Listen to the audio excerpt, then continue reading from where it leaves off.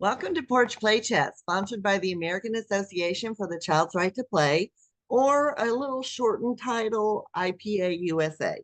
IPA USA is a USA affiliate of the International Play Association.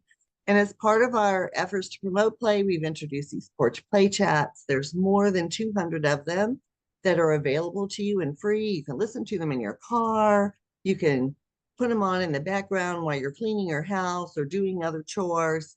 And you can find all of them if you go to the IPAUSA.org website.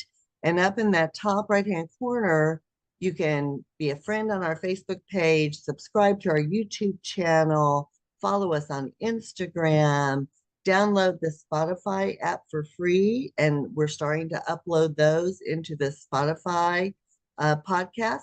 And magically, every Monday, a new Porch Play Chat will appear in your feed. I'm Deb Lawrence, and I'm president of IPA USA. With me on the porch today is Carly Bedard. Good morning. Hi, good morning. Carly So has, happy to be on your lovely porch with you, Deb. oh my goodness, and the lovely porch is fake. So just know I'm in my basement surrounded by board games, which is what we play in this house. So Carly has her master's in education, and over 25 years, she must have started when she was 10 in the field of early childhood education. She began her journey as an early childhood preschool teacher and program director. Now she's a trainer and consultant and is committed to providing engaging, fun, and interactive professional development grounded in adult learning theory. I think the biggest piece about what Carly is doing to actually follow through with that work is she's working with Dr. Walter Drew in these wonderful play experiences that she's going to describe a little bit as we move through here. She's done work in Cambodia and India and enjoys sharing the transformative power of play for both children and adults. And Carly's topic today is finding the joy in our work. Oh boy. Where do we start? I think it's really starting with identifying the fact that we are in a system right now where there's lots of checklists and compliance and things to do and pressure for getting children ready for school and kindergarten. And so starting with sort of that little bit of a bleak place, I think, of the reality of the situation that a lot of teachers find themselves, which is feeling like they entered this amazing, wondrous field of early childhood because they were passionate about supporting young children's development and building relationships with them and playing with them and using practices that honor the stage of development that these young children are at. And at times they're faced with a system and leadership and checklist of things to do that don't really honor that passion and why many of us entered this field. So I figuring agree. out how do we combat that, right? Right. What do we do? How can we? I always tell my college students, listen, do you want to go to bed at night saying, I really supported children's development today? Or do you want to go to bed tonight and say, wow, my classroom was awful today, and I know why. Right. So we know what needs to be happening, but I think part of our issue is that in every graduate program now for early childhood educators, they've totally taken out advocacy. There's, we know we need to advocate for children and we know we need to advocate for their families, but we also need to advocate for ourselves. And so I think that all of this pressure, and the other thing I tell my students is I ask for forgiveness, not permission. Um, and if you can find ways in your classroom, and there's so many ways to do it, where you can demonstrate the results that everyone is expecting by letting children play, then you'll have people coming to you saying, what are you doing? Because it seems to be working. And then that's your advocacy tool for everybody, right? Including Yeah, ourselves. So absolutely. how And, can and we, yeah, just to kind of honor what you're saying too, from my own experience, I think part of the passion for play and really developmentally responsive environments came from, as a preschool director, I was seeing an increase of challenging behavior and mhm, noticing the strategies we were using weren't modifying that behavior. And so I went back to school to really study positive behavior support and came across some amazing strategies and the pyramid model and really great evidence-based practices to support young children with nurturing responsive environments that will support positive behavior. But it wasn't until I got to observe in some really truly constructivist and Reggio inspired classrooms mhm, that I noticed, even with the most amazing classroom management strategies or positive behavior strategies, if we don't also have an environment or practices that are grounded in what young children need, we will continue to see those challenging behaviors, right? This tension between what those little brains and bodies need and what we're need. doing. And so Yeah. um, so that's part of my passion, and really getting to see those classrooms that weren't necessarily using all of those strategies to support positive behavior because they didn't need to, Me because the too. environment and the experiences they were providing for children lent itself to young children getting to express themselves and explore. And so they didn't have um that same tension, I guess, of yeah, having children not be engaged in experiences that help support their learning. Well, and I think you've hit the nail on the head. It's so interesting where we've just had public schools in this area say, children are having a difficult time socially and emotionally. And of course, they're blaming COVID. I'm not saying it wasn't partly COVID is not partly responsible, but I think what's currently happening in classrooms is also impacting more than what they lost during COVID, right? And so their solution is to spend money on a social emotional curriculum that the teachers use 15 minutes once a week instead of using what happens in the classroom organically to help children learn different strategies, right? We so I see the same thing with positive behavior support, and I see the same thing with all of those. Those are tools, but the underlying foundation of reducing behavior problems is to follow children's lead, not expecting them to follow yours. It is Absolutely. amazing what happens. Amazing if you just give them some time to do what they're interested in doing. Yep. Yeah. Yeah, absolutely. And I think, like you mentioned, that's, you stated it so perfectly. Those systems, positive behavior support strategies, those are tools that Cool.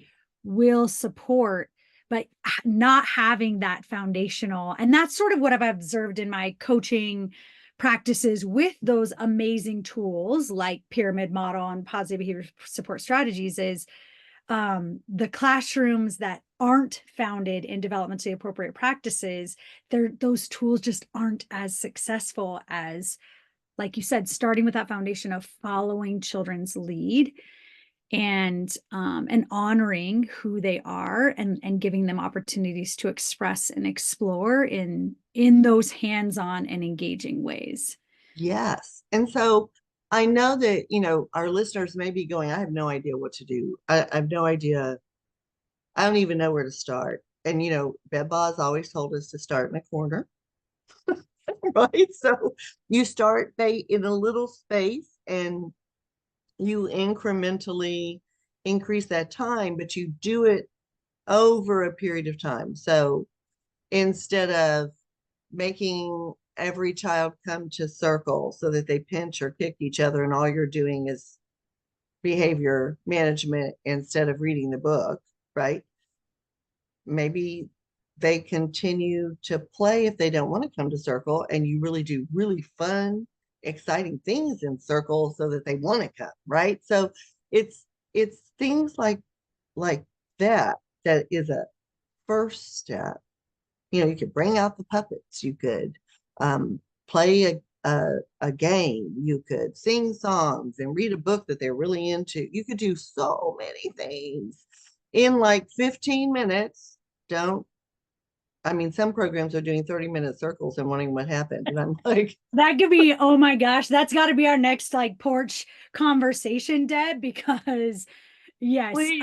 And so many teachers think that's where the learning happens, right? Like this is my time to really pour into these Pour in, brains. yeah, open their brains and pour it in. Uh-huh. Yeah. Yep.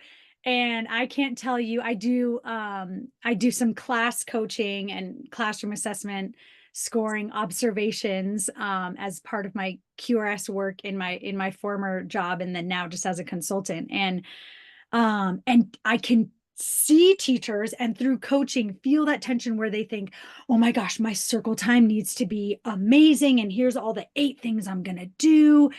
And oftentimes that's when they're actually scoring lowest on a lot of those indicators of being responsive to the needs of children, making sure that they're supporting autonomy, that they're being sensitive to children's emotions, because it's just really hard to do that in a large group.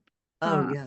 and And I think that's another big strategy, right? You don't have large group instruction. These are not fourth graders, right? These are preschoolers, sometimes infants and toddlers. You yep, don't Everything doesn't happen. In fact, I mean it, when I was teaching preschool and kindergarten, we had circle in the morning that was optional because if I wasn't good enough, they didn't come.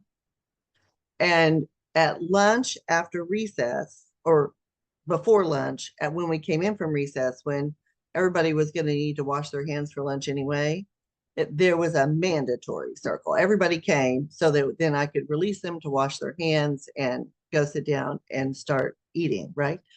And that was it. So we had an optional large group in the morning. We had a mandatory large group at lunch. Oh, and it was so much fun. We had so much fun when we did that. And they were tired because they'd just been out on the playground for an hour. And so they were ready to sit, right? Ready to be with their friends and take some downtime. And so I think that those sorts of strategies will begin to help folks see that there's a difference in behaviors when children lead versus when teachers lead. And the other thing I always tell people is look at those dispositions, right? I love dispositions, right? That's children need these approaches to learning or dispositions, right? In order to be successful throughout their whole life. And so when I was working with principals who were like, I walk into classrooms and it's a nightmare. And I said, well, what are you using as a tool to assess them? Well, I have to use the state tool. And I said, well, what does the state tool assess? Well, are children paying attention? Are children engaged? Are children, is the teacher in control? Is all these things, right? And I said, well, what you're wanting, what you're telling me you want and how you describe what you'd like to see and what you're assessing and evaluating teachers on are in conflict. absolutely. Well, So, and I think a lot of teachers too, like that's something you'll hear about, like, oh, the reason why I do a longer circle time versus like the age that would be appropriate for 3 and 4 year olds, like a 10-minute, 15 at max whole group time, is that tension of, oh, well, in kindergarten, they're going to be expected to sit oh, at please, a time. yes, And there are you three. mentioned you mentioned the amazing late great Bev Boss, who I think so beautifully articulated that when we honor 3-year-olds stage of development and 4-year-old stage of development, and we give them what those 3 and 4-year-old brains and bodies need for that year, When they are 5, they will be ready for what that 5-year-old year has in store. Right. We don't need to have them practice being 5-year-olds. And what I think we're seeing in research and in our field is actually an adverse impact of having them practice being 5-year-olds, because we've stripped away a lot of activities that those 3 and 4-year-old brains and bodies needed to develop those really great vestibular activities. And also, to kind of talk about what we first started with, that joy, we're creating almost a sense of apathy from young children at a younger age Mhm. by trying to have them train for kindergarten, first grade Yeah. at that younger level. Right. And like you and I have talked about, that the teachers feel that tension too. They know in their heart that I don't think most teachers want to be doing a 30-minute circle time. Oh my goodness. Well, and I think I think if you if you allow children that autonomy to choose where they want to play for as long as they want to play in that area with who they want to play in that area, you're going to see the positive dispositions that you're looking for, right? You're going to see curiosity and exploration and discovery and attention spans increasing. And you're going to see children that show initiative and leadership skills and are able to be joyful and happy. You're going to hear it, right? You hear the signs of laughing and excited, and children that are, look what I found and look what I did, and all of those indicators that tell us, oh, these kids are pretty happy in here. And the teacher is going to regain that joy of, oh my goodness, he couldn't do that last week. And he's able to do it now. And you're going to be feeling so accomplished as a teacher instead of so frustrated that Absolutely. they're not doing what they're expected to do because what they're expected to do isn't effective and or appropriate for their age. So yeah, I think we have just gone off the rails in doing what the research in the early 90s told us. Early childhood is where it's at. That's laying the foundation for all future learning. If children are traumatized or neglected or abused, if children don't have appropriate experiences, but instead of seeing early childhood as childhood and giving children protecting that childhood, they sort of said, oh, well, look how smart they are. We didn't know they were this smart. Well, they can learn this earlier.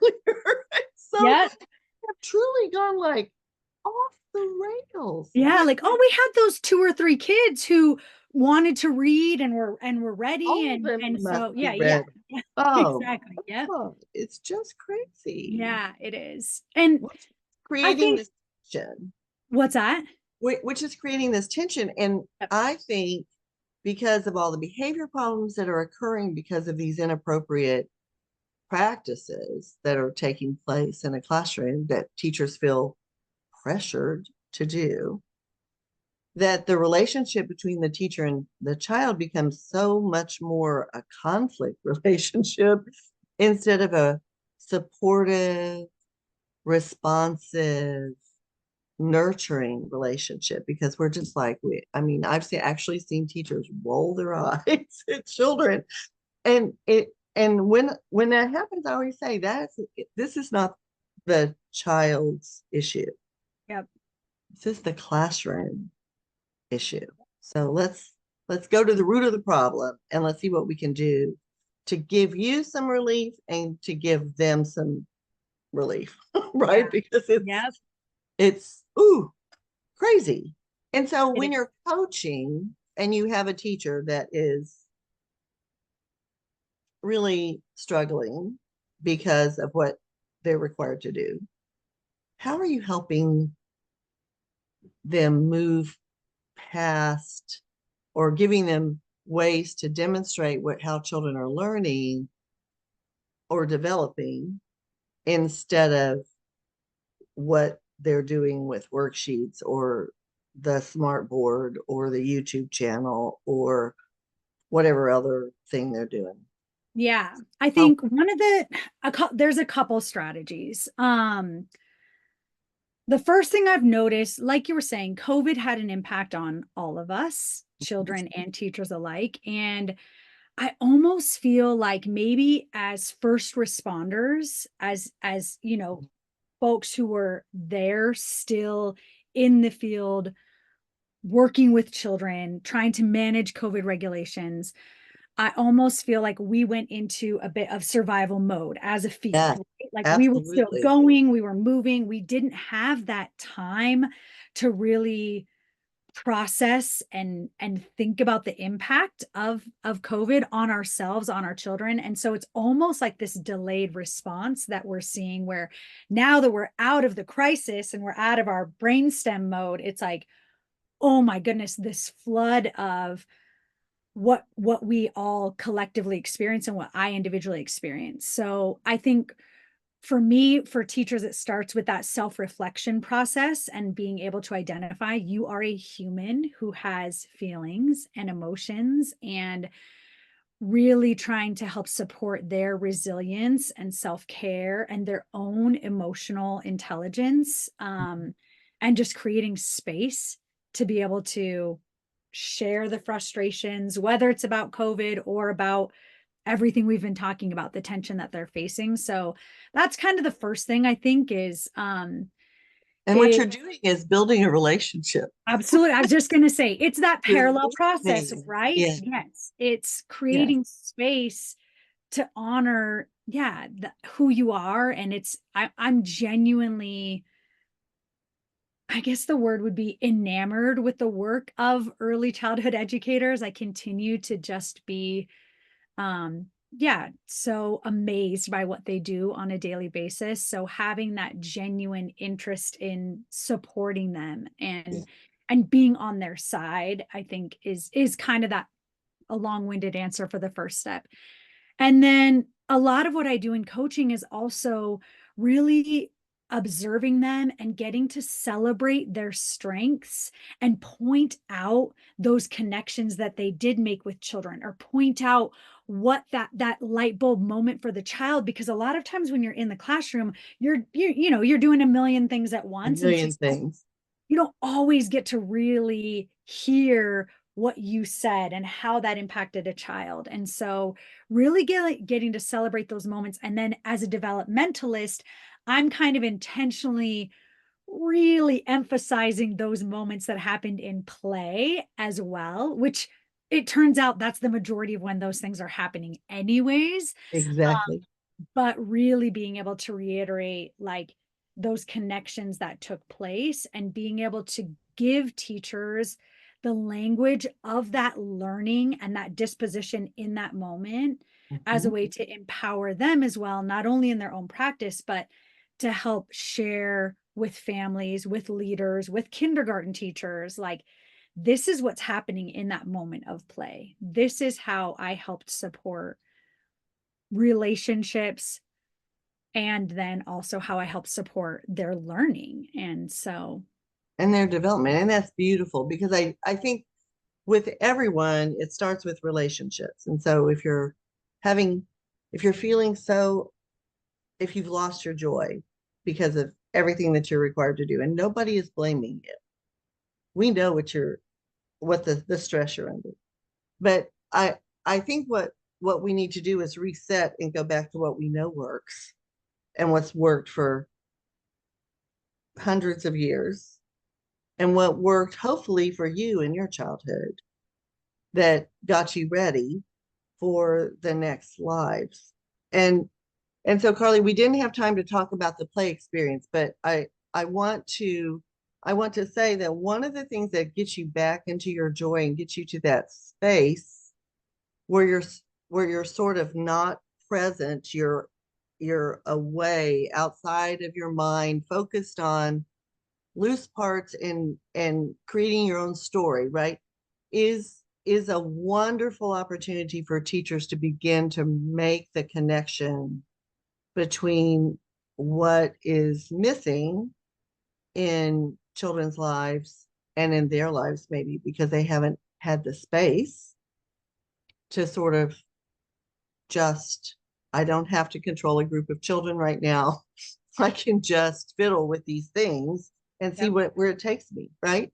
And helps them reconnect if they were lucky. And I hope they have been lucky.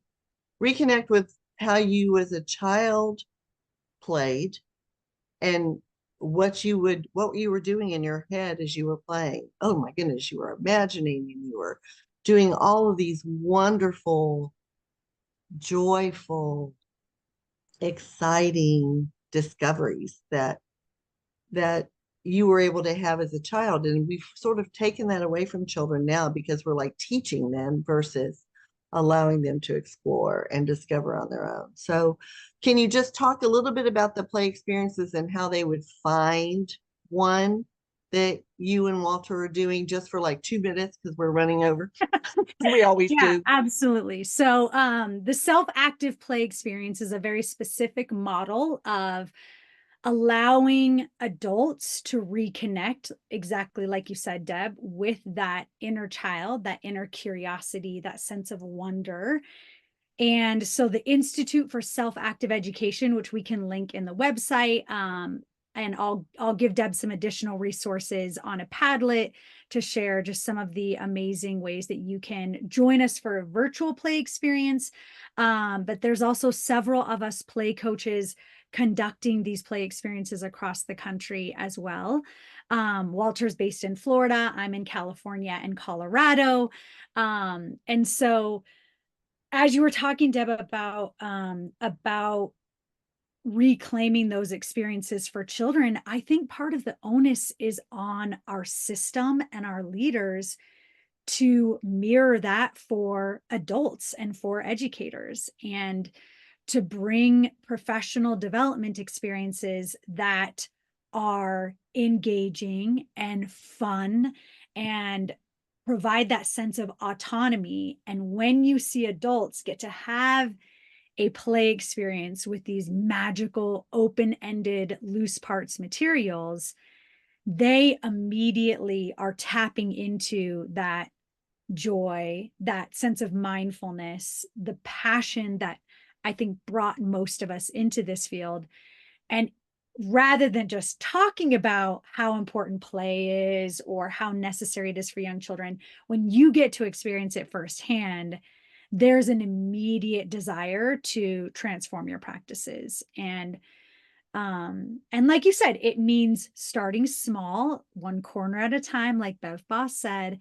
But yeah, it's an incredibly impactful experience. And my hope is that there'll be a, a continued push from our system and like I said, leaders, to really recognize that when we create spaces and professional development opportunities that are grounded in what we want to see in our classroom: joy, excitement, rich, hands-on, heavy-duty prefrontal cortex learning, then we're more likely to have teachers utilize those strategies in the classroom.